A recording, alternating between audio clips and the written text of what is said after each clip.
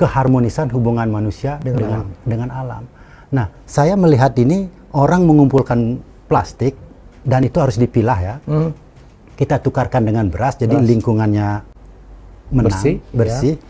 Orang dapat makan dalam jangka pendek ya, kita kasih beras.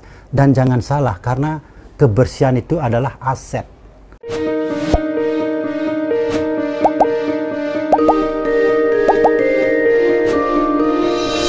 Ya, tamu saya kali ini sangat istimewa ya.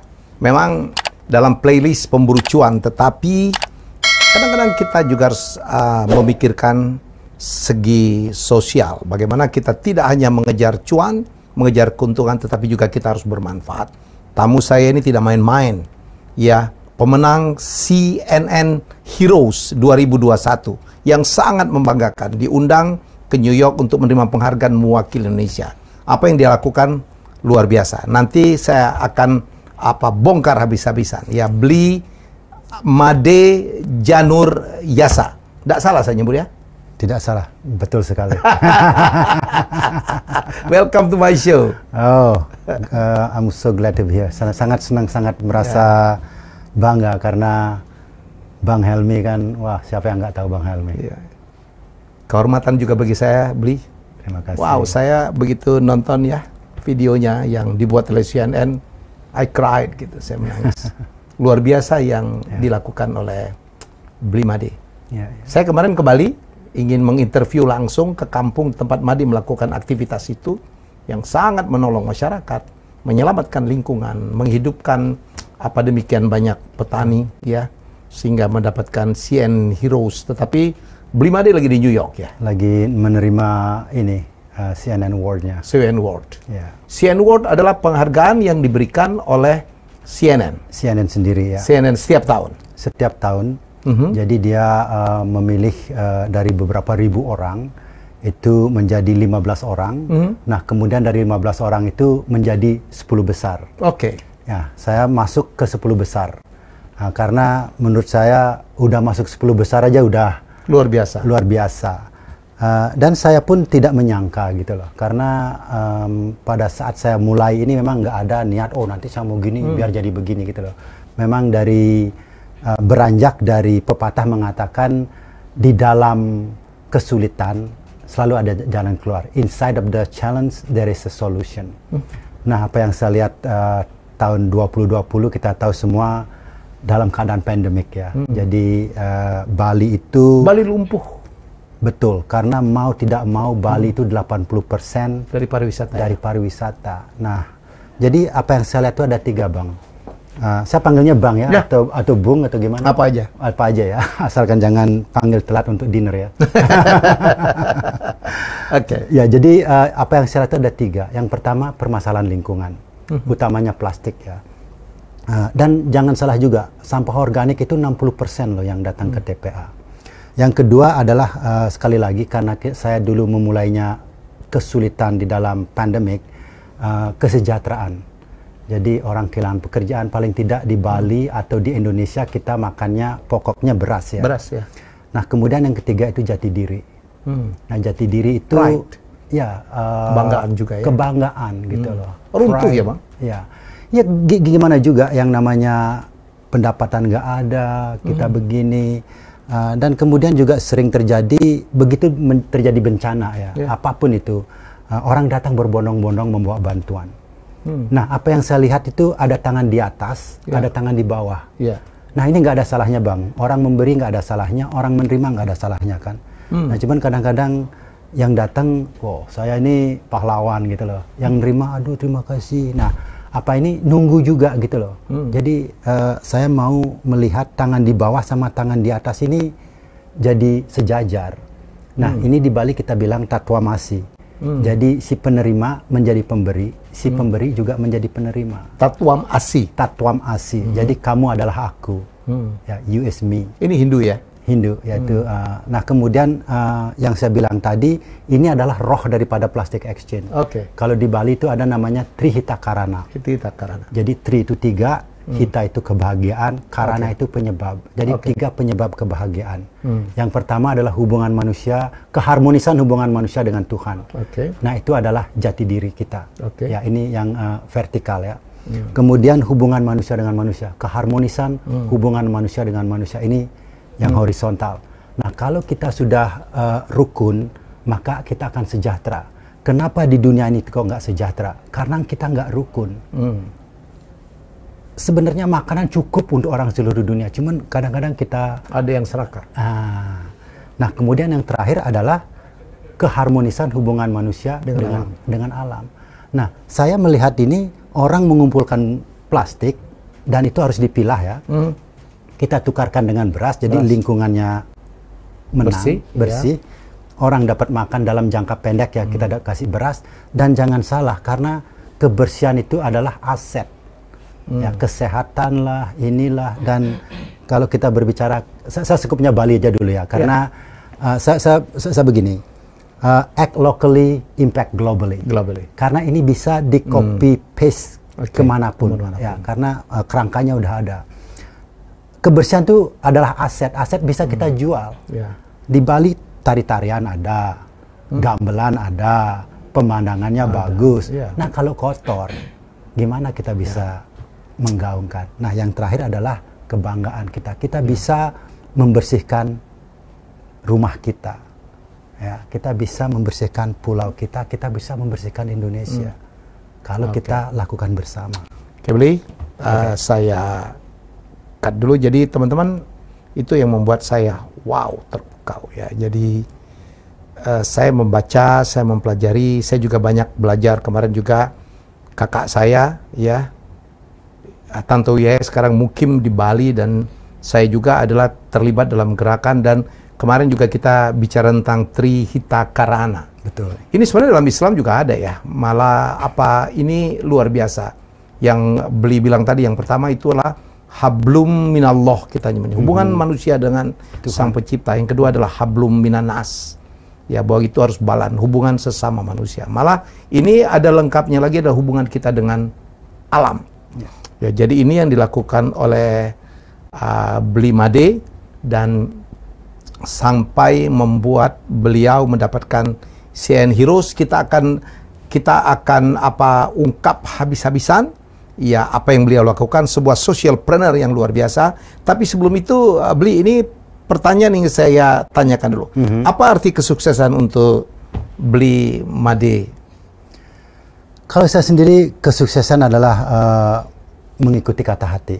Ya. Nah, apa yang saya lakukan ini membuat saya bangun setiap pagi. Dan saya merasa berguna. Itulah kesuksesan saya. Dan kadang-kadang orang nanya saya, ini kalau plastic exchange sukses kayak apa? Saya bilang, kalau plastic exchange sukses adalah kebangkrutan. Saya bilang, orang udah nggak perlu plastic exchange lagi. Karena perbuatan masyarakat, karena tingkah laku masyarakat, karena kebiasaan masyarakat untuk memilah sampah dan tidak membuang pada sembarangan sudah terjadi. Udah nggak perlu lagi harus dikasih beras, harus dikasih tabungan. Sehingga ini menjadi suatu kebiasaan. Ini juga Bang, latar belakang saya juga, saya senang olahraga dan juga senang karate. Saya juga di Aikido. Nah, guru saya bilang seperti ini. Ada dua kepintaran. Yang pertama namanya kognitif ya, dari leher ke atas. Yang kedua ada namanya embodiment. Ya, jadi di tubuh. Nah, kalau yang dari leher ke atas ini kan kita bisa dapatkan dari apa? Membaca, menonton, pergi ke workshop, diskusi apalah gitu loh. Ya, yang pinter ini. Nah, yang dari leher ke bawah ini harus dilakukan. The only way you can get this knowledge by action. Sekarang semua kita di sini ya, ada yang jadi kameramen, ada yang jadi. Kenapa dia ahli? Kenapa dia pinter? Ya dulu mungkin dia baca kan, oh gimana caranya, tapi sekarang udah nggak ngelihat lagi, udah tek, karena yang dari knowledge kognitif ini udah menjadi embodiment. Nah, jadi guru saya bilang seperti ini, kalau mau mengingat gerakan harus diulang 100 kali. Ya. Kadang-kadang orang bertanya, loh itu kok banyak sekali, kapan saya bisa 100 kali? Sekarang kita ngomongin masalah sampah ya. Kalau kita memungut sampah 3 kali aja sehari, 3 kali aja sehari, memilah 3 kali aja sehari, dalam 1 bulan udah 90 kali. Ya rata-ratin lah udah 100. paling tidak dalam 1 bulan kita udah mengingat gerakan. Dari membuang, oh jangan dibuang dong, dipungut. Oh jangan dicampur dong yang organik sama non-organik, kita pilah. 3 kali aja sehari. Itu sudah 100 kali kan. Nah, untuk biar di otot nih Bang, harus diulang 1000 kali. Untuk menjadi kebiasaan 10.000 kali. Nah, kenapa saya kan dari membuat plastik exchange ini kita dapat data nih gitu loh. Setelah 1 tahun di tempat yang kita adakan plastik exchange, masyarakat itu kebiasaannya sudah berubah. Dari membuang menjadi memungut dan memilah, gitu Bang. Ya saya nonton ya. Jadi tepatnya yang dilakukan oleh Blimade ini adalah dia membuat gerakan plastik exchange. Ya dia meminta masyarakat, terutama ibu-ibu ya beli ya. Semua Bang. Semua ya, walaupun ibu-ibu, yang di video kakek. saya lihat ibu-ibu ya. Jadi mereka mengumpulkan plastik, terus memilahnya dan distorkan ke Blimade, ditimbang, habis itu mereka mendapatkan beras. Wow, ya. Dan berasnya diambil dari petani. Ya, jadi biar nggak salah pengertian ya. Setiap banjar itu mengorganisasi. Setiap banjar ya. Setiap banjar kampung ya. Setiap kampung ya, mengorganisasi plastik exchange. Dibikin sendiri-sendiri. Bikin sendiri karena begini Bang. Kita itu mau menumbuhkan leader-leader di dalam komunitas ini. Karena kalau saya sendiri yang datang ke sana, ya saya kan cuma 1 orang Bang. Gimana bisa ngurus 100 banjar? Jadi kita menumbuhkan leader-leader karena banyak leader-leader. Di mana-mana ada leader gitu, asal kita tumbuhkan ya. Dia sudah tumbuh, kita pupuk lagi. Nah itu diadakan di Banjar-Banjar. Nah kemudian dia itu cuma sebulan sekali datang ke tempat penukaran itu selama 2 jam. Jadi nggak perlu setiap hari. Nah selama 1 bulan ini, begitu dia punya sampah di rumahnya, udah langsung, oh ini sampah lembaran, ini sampah bentukan, oh ini rongsokan. Oh ini sampah organik, udah akan jadi kompos gitu loh. Nah, jadi dia sudah memilah selama 1 bulan. Ya, jadi kadang-kadang orang nanya, oh saya mau lihat operasionalnya Pak Janur, saya mau datang ke tempatnya Pak Janur. Saya nggak punya tempat gitu loh. Yang punya tempat itu adalah komunitas. Banjar-banjar. Saya nggak punya gudang, karena yang punya gudang itu ya kita bekerja sama dengan pengepul. Nah, dia kan sudah punya truk, udah punya pegawai. Nah, kita menghidupkan lagi pengepul yang mati suri karena pandemik. Nah, tadi dibilang ini menghidupkan petani. Jadi, kalau dia mau cari beras, dia harus cari beras di sekitarnya. Di desa itu. Desa itu sendiri. Desa itu sendiri. Jadi, yang pertama dia harus beli dari petani. Nah, kan nggak semua punya petani. Oke, kalau nggak ada petani nggak apa-apa. Beli dari BUMDes. Oh, kita nggak ada BUMDes di sini. Beli dari koperasi. Aduh, nggak ada nih koperasi, petani nggak ada, BUMDes nggak ada, koperasi nggak ada, beli dari warung. Nah, sehingga uang ini berputar di situ, gitu loh. Kita walaupun misalkan ke supermarket nih, kita beli dapat 500.000 rupiah lebih murah, kan uangnya kemana gitu loh. Nah, ini uangnya harus berputar di sini, gitu loh. Luar biasa. Saya melihat wajah-wajah ya yang ngantarin senyum mereka ya. Nggak ada yang sedih. Senyum penuh dengan pride ya, rasa bangga. Nggak ada yang merasa bahwa tangan di bawah dapat bantuan. Kadang-kadang ada yang nerimanya juga malu-malu, ada yang terhina juga ya, Blimade ya. Ya kalau kita udah tangan di bawah begini terus, kan yang memberi itu harga diri juga ya. Iya, merasakan lah, aduh kasih dikit dong. Ini tidak, ini sejajar. Kalau ini sejajar. Kalau saya mau dapat banyak, saya harus lebih rajin, lebih banyak. Begini juga Bang, itu ada 4 guiding principle. Ada 4 acuan kalau mau mengadakan guiding principle. Guiding principle. Yang pertama itu harus digerakkan oleh masyarakat. Yang kedua, keep it simple and sweet. Keep it simple and sweet. Harus sederhana, jangan berbelit-belit. Tapi kiss itu sendiri selalu sweet ya? Selalu sweet, pasti. Nggak pernah kiss itu nggak sweet. Britney senyum. I said kiss is always sweet. Yeah, kissing is always sweet. Nah, kemudian yang ketiga simple, yang ketiga adalah dari dalam keluar. Maksudnya apa? Nah, kalau mau bersih-bersih, bersihin dari rumah dulu. Okay. Jangan datang ke pantai, jangan datang ke sungai. Prioritaskan dari rumah dulu. Nah, ini kan biasanya kalau mau mengubah orang lain, ubahlah dari dalam dulu. Ubah diri sendiri. Kalau mau membersihkan alam, bersihkan kamar sendiri, bersihkan rumah sendiri. Nah, kalau ini sudah, baru kita keluar. Nah, kalau ini sudah bersih, jangan buang sampah keluar lagi. Jadi keep di sana sampai plastic exchange. Nah, yang keempat adalah pertanggungjawaban. Nah, ini ada uang masuk, mungkin orang donasi, itu harus dicatat. Ada orang ngasih beras, harus dicatat. Dan ada 3 hal lagi yang harus dicatat juga. Dignity, berapa orang yang datang, siapa yang datang. Kemudian prosperity, berapa ngabisin beras. Jadi misalkan Janur bawa sampah jenis ini, jenis ini, dapat beras 2 kilo. Nah, itu harus dicatat. Yang ketiga, lingkungan. Nah, berapa plastik yang kita kumpulkan. Nah, kembali lagi ini kan rohnya tadi. Lingkungan, kesejahteraan, jati diri. Ini dicatat. Berapa orang, berapa berasnya, berapa sampahnya. Saya punya itu semua ininya, datanya. Karena begini Bang, cerita bagus, gerakan bagus, didukung sama data, menjadi lebih bagus. Nyata loh ini loh, gitu. Semuanya akuntabel. Semuanya akuntabel, ya, betul. Beli Janur founder dari gerakan ini, inisiator dari gerakan. Saya inisiator dari gerakan ini. Bentuknya apa? Yayasan ya? Bentuknya yayasan, namanya Jagat Gemah Ripah. Jagat Gemah Ripah. Jadi abundance, lagi jagat kan dunia, Gemah Ripah sejahtera. Sejahtera. Dunia ini. Apa yang berdasarkan inspirasi seorang Beli Janur membuat gerakan ini kan social movement ya? Ya. What inspired you?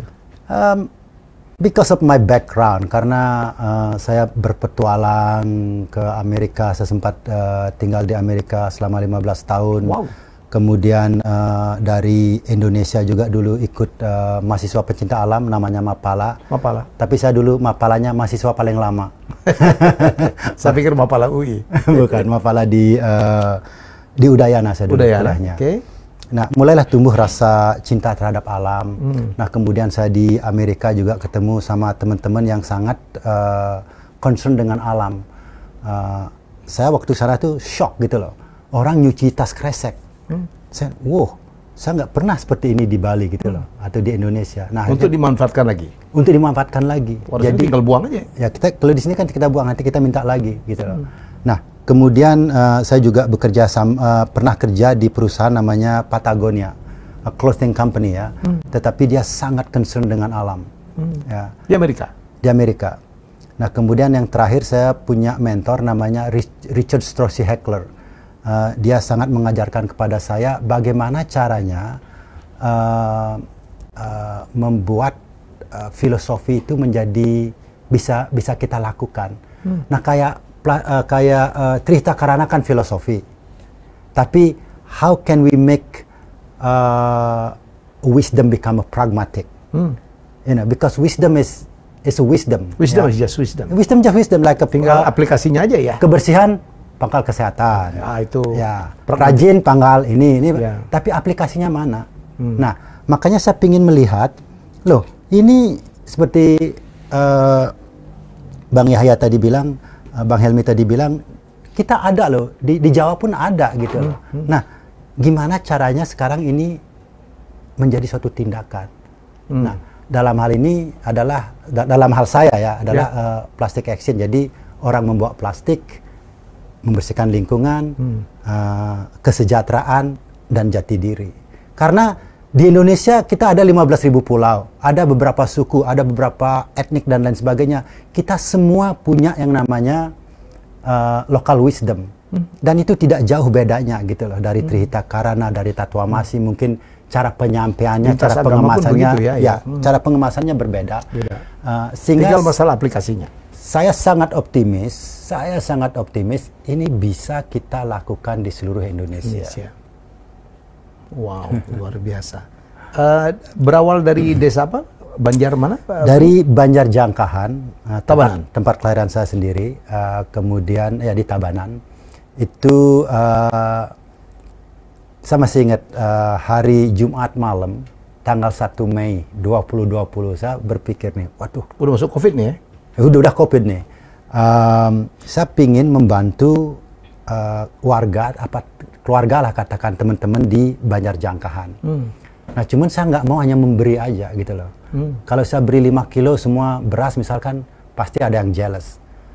Oh, saya kan lebih dekat, saya kan saudara kamu, masa ngasih 5 kilo? Saya itu lebih kan susah. Ya, lagi susah. Nah, jadi ada kecemburuan sosial ya. Nah, kemudian saya punya ide, gimana kalau dia bawa plastik akan saya kasih beras. Nah, besoknya saya pulang, nih hari Sabtu saya pulang, saya ngobrol dengan kepala desa dan saya ngobrol dengan muda-mudi. Saya bilang, saya punya ide. Ide saya adalah, kalau orang-orang mau ngumpulin plastik, saya kasih beras. Nah, kemudian dia bilang, waduh, gimana kalau nggak ada yang mau? Ya udah, kalau nggak ada yang mau, ya saya nggak ngeluarin beras kan. Terus akhirnya, gimana kalau hanya 1 orang yang setuju? Saya lebih baik hanya 1 orang yang setuju daripada 100 orang. Lebih gampang memanage 1 orang daripada memanage 100 orang. Start with small. Start with small. Siapa yang mau? Kalau nggak mau, nggak usah ikut.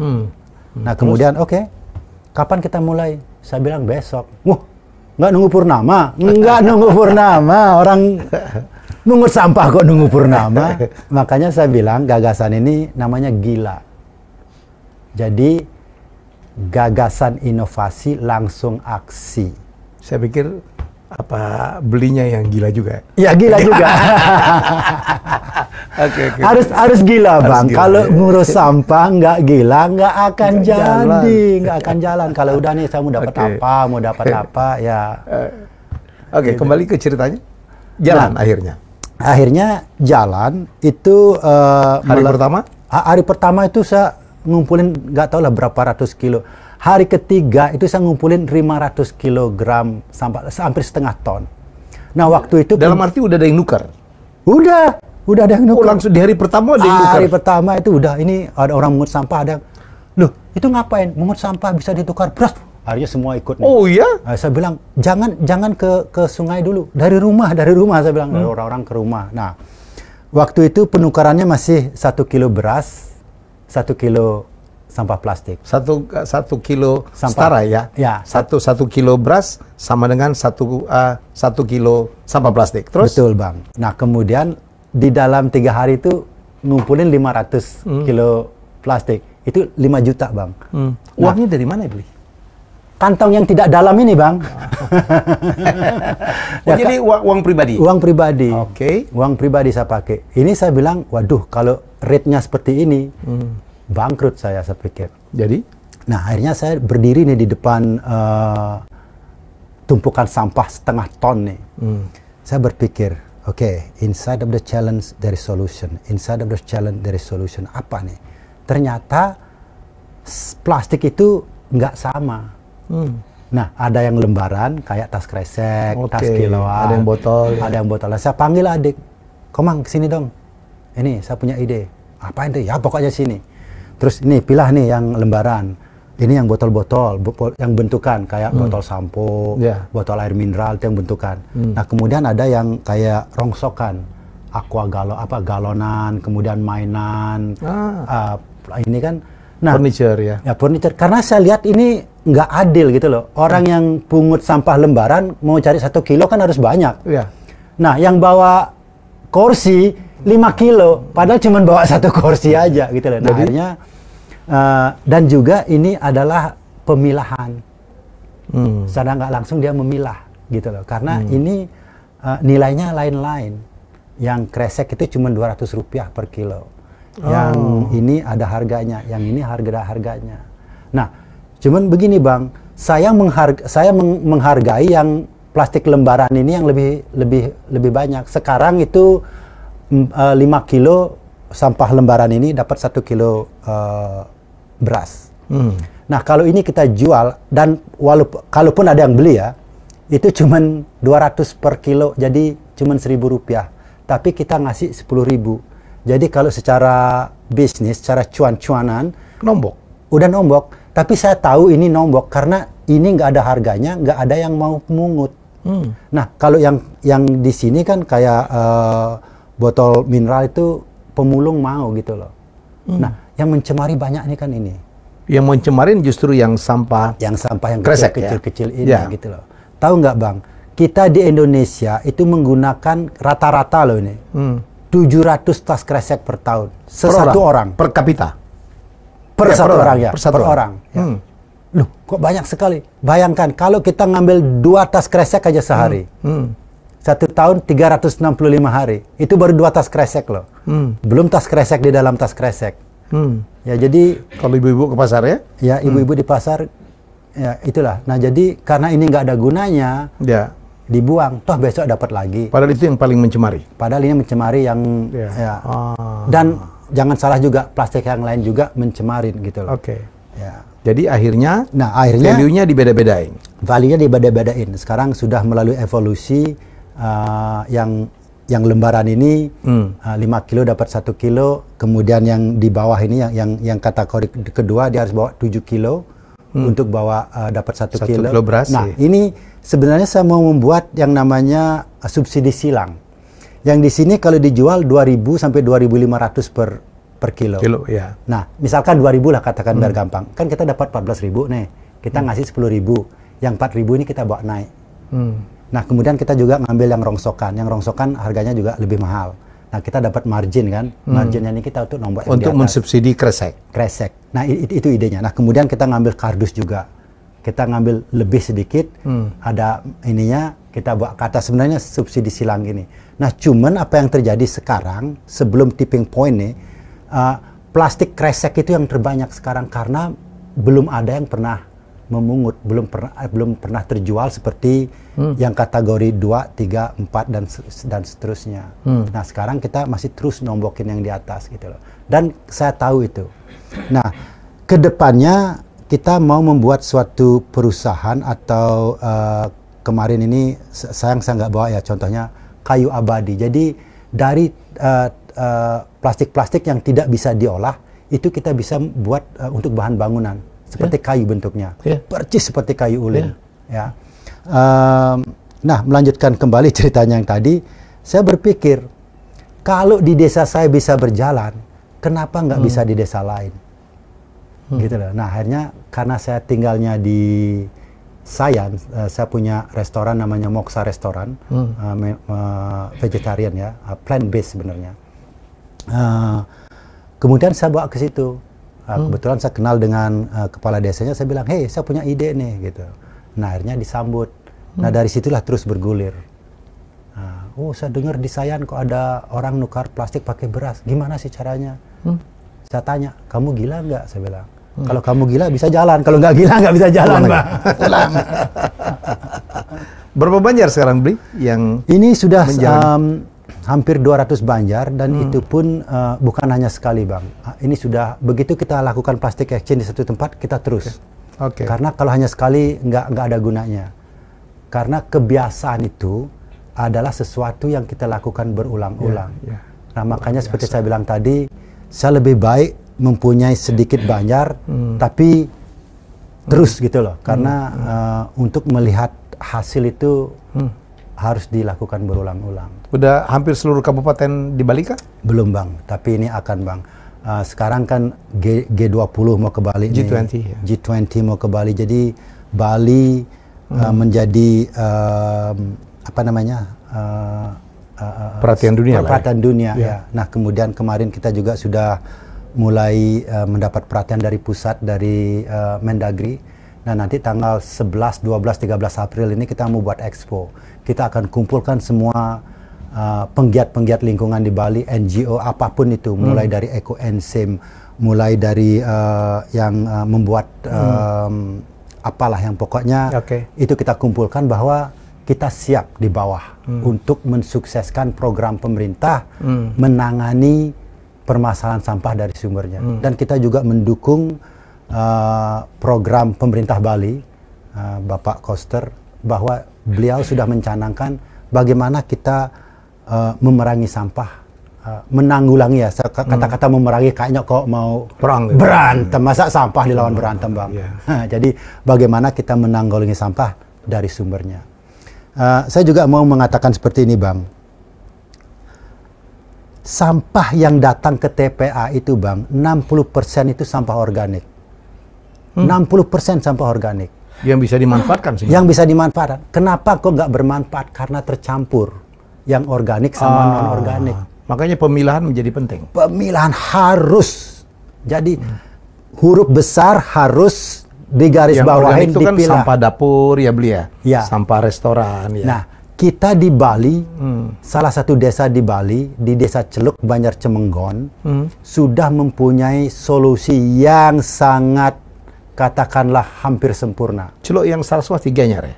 Ya, di dekatnya Sukawati. Dekat Sukawati yang banyak pengrajin perak ya? Betul Bang, betul Bang. Nah, dia itu di Bali kita punya yang namanya tebe Bang. Tebe itu adalah jadi ada tempat sembahyang, ada tempat tinggal. Nah, tebe ini adalah tempat untuk membuang ini organik, sampah-sampah organik. Sampah organik. Tapi sekarang tebenya itu sudah hilang karena anak beranak tanah dibagi. Tebe dulu ada ya, setiap Banjar ada tebe. Setiap rumah. Setiap rumah malah? Rumah saya dulu punya tebe. Tapi sekarang karena kita... Kayak kotak-kotak sampah gitu ya, beli? Bukan, satu lahan di belakang rumah yang memang untuk membuang sampah. Organik? Organik. Kan bisa jadi pupuk ya sebenarnya? Bisa jadi pupuk. Nah kadang-kadang gini, kita habis makan durian ya kita buang. Kulit pisang ya? Kulit pisang kita buang. Tak tahu 5 tahun kemudian, loh kok ada durian?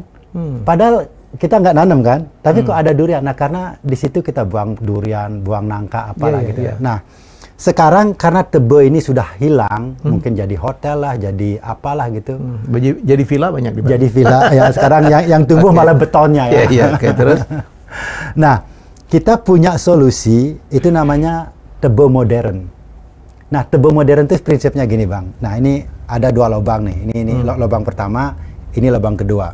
Nah, lubang ini diameternya katakanlah 80 cm atau 50 cm ya.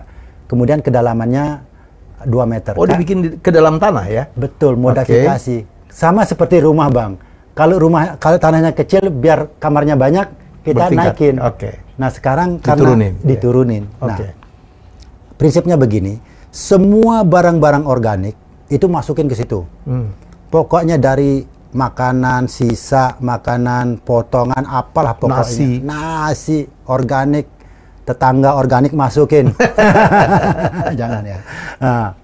Nah ini kalau kita hidup 4 orang nih katakan di dalam satu rumah tangga, ini memerlukan 8 bulan untuk memenuhi satu lubang ini. Nah, tadi dalamnya berapa, Bli? 2 meter. 2 meter. 2 meter kali diameter 80. Iya. Nah, kemudian setelah ini penuh kita tutup. Jangan diisi lagi. Nah, sekarang kita punya lubang kedua yang masih kosong. Kita masukin nih. 8 bulan kan penuh. Lagi. Tutup. Yang ini udah dipanen.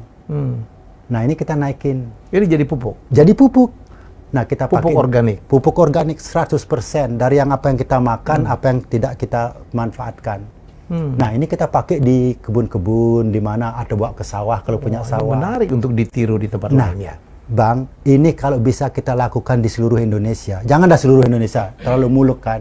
Kalau ini bisa kita lakukan di kota-kota metropolitan, Jakarta, di manalah yang metropolitan lah, itu 60% Bang, sampah udah kita tanganin. Plastik itu cuma 14% loh Bang. Cuma 14%? Cuma 14%. Itu pun sekarang dengan social movement yang diciptakan oleh Beli juga bisa bermanfaat nah, juga. Bukan hanya plastik action aja, ada yang namanya bank sampah dari pemerintah, ada yang namanya plastik bank. Banyak sekali aplikasi online yang juga mau gitu loh mengambil sampah plastik. Nah, ini nanti kalau Bang Helmi datang ke Bali, telepon saya mau tunjukin tempatnya. Ya. Nah, pertanyaannya, loh, nggak bau? Tidak. Kalau bau uang kembali. Yang tebe tadi. Tebe tadi. Tebe modern. Ya. Nah, kalau rumah saya kecil gitu ya. Saya taruh di mana?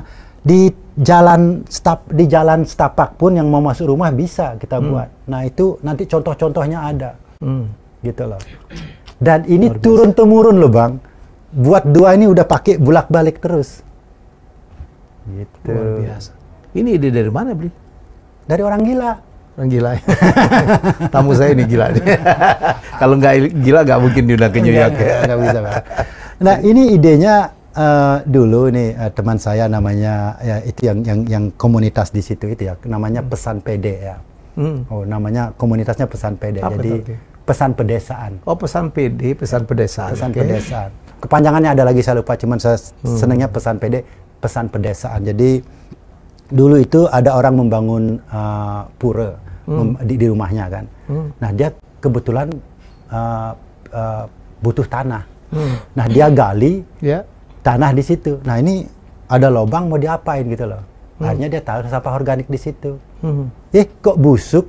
Akhirnya, loh, ini kok kayak solusi gitu loh. Ya, akhirnya dia coba-coba. Akhirnya sekarang di Banjar itu 350 kepala keluarga nggak punya truk.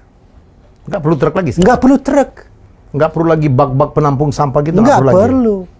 Di sana kemarin kita syuting TVRI, itu kita nyari sampah. Untuk apa? Untuk stagingnya biar kelihatan orang bawa sampah gitu ya. Permasalahannya bagus di situ, Bang. Keren, luar biasa. Beli kembali yang ke plastik action. Ya. Kemarin kan di awalnya kan nombok-nombok, sekarang udah nggak nombok ya, dengan mekanisme perbedaan harga itu. Masih, Bang. Tipping point-nya belum, Bang. Masih ini masih terlalu banyak. Tapi makin dikit. Makin sedikit dan sekali lagi saya mau membuat suatu usaha yang kaitannya dengan plastik agar bisa membiayai ini, gitu loh. Membuat nilai tambah dari plastik. Nilai tambah dari plastik. Sekarang kan kita jualnya ke Jawa semua, karena di Bali nggak ada pengolahan sampah. Karena di Bali itu zonanya bukan zona industri. Nah, tapi bisa untuk zona UMKM. Ya. Jadi sekarang siapa yang nombokin beli? Kayak betul beli? Mungkin abang juga nanti kan. Jadi apalagi udah melibatkan 200 Banjar ya? Ya, jadi banyak sekali dari individual yang donasi ya, semua dari donasi, dari GoFundMe, dari CNN juga ngasih, dari hotel, restoran. Oh, alhamdulillah. Nah, saya berharap, Bang, pariwisata ini kembali lagi, cepat kembali. Ya, karena semua orang mempunyai andil, semua orang mempunyai ini untuk kebersihan. Nah, kalau setiap hotel atau setiap perusahaan lah ngasih 500, 200, bersih Bali, Bang. Ya, bersih Bali, Bang. Saya pernah berapa ya? Mungkin setahun lalu pada saat apa Bali mungkin apa ya?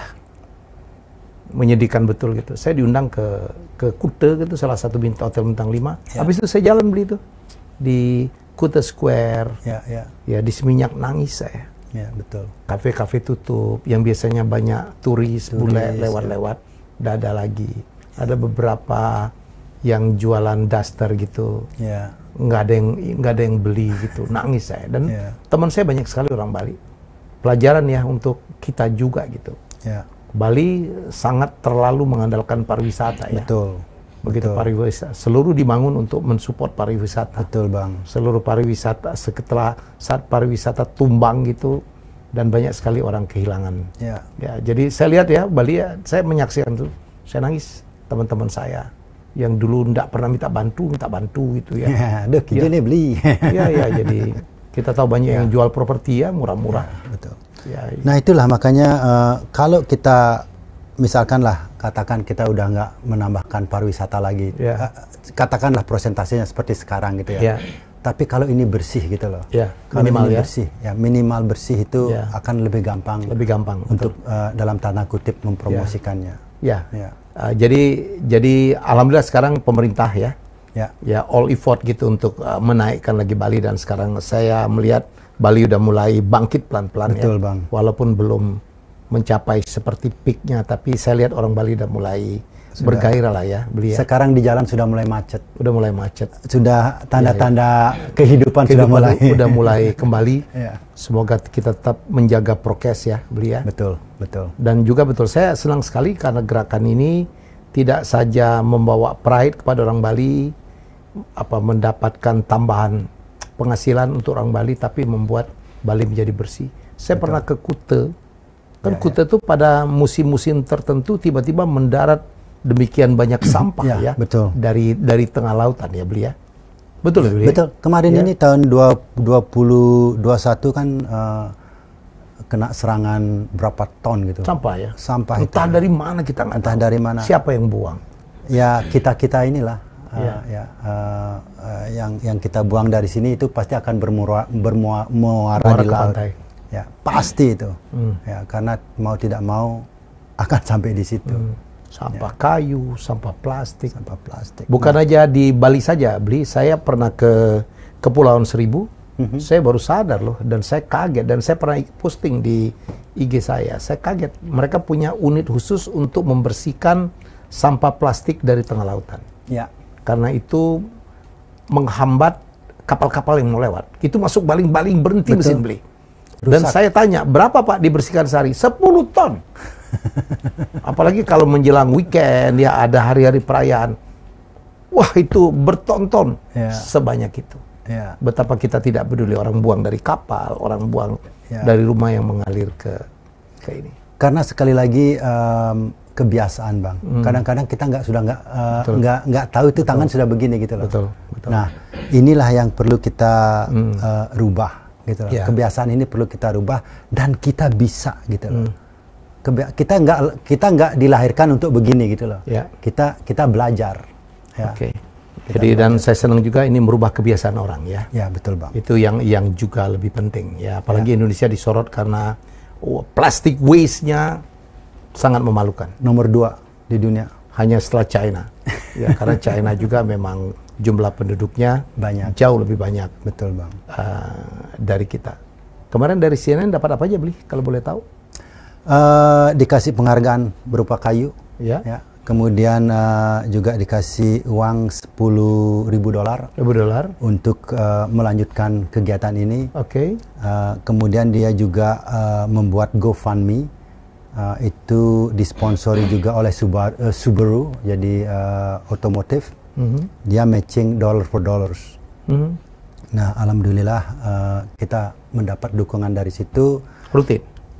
Nggak rutin, jadi untuk satu kali aja gitu. Nah ini saya mau investasikan ke suatu mesin atau apa gitu yang bisa nanti balik lagi uangnya ke plastic exchange. Dengan value added yang lebih tinggi? Ya, dengan value yang lebih tinggi. Karena inilah kesempatan sekarang dengan adanya modal ini ya. Karena ini hitungannya bisnis. Ya, jadi uang masuk sama uang keluar itu harus lebih sedikit yang masuk, lebih banyak yang gimana aja ya? Harus ada hasil lah, ya. Harus ada hasil dan hasil ini bisa untuk membeli beras, terutama untuk menutupin subsidi ya? Subsidi yang di atas ini. Ya. Beli, siapa yang mengusulkan beli? Kok bisa terpantau CNN? Saya tanya CNN sebenarnya. CNN, kamu tuh dengar saya tuh dari mana? Saya nggak pernah masukin, nggak pernah daftar juga ya? Nggak pernah daftar juga. Okay. Banyak yang ini yang menominasikan karena kan saya juga banyak punya teman-teman luar negeri dari Australia, dari Eropa, dari Amerika. Ternyata banyak yang menominasikan.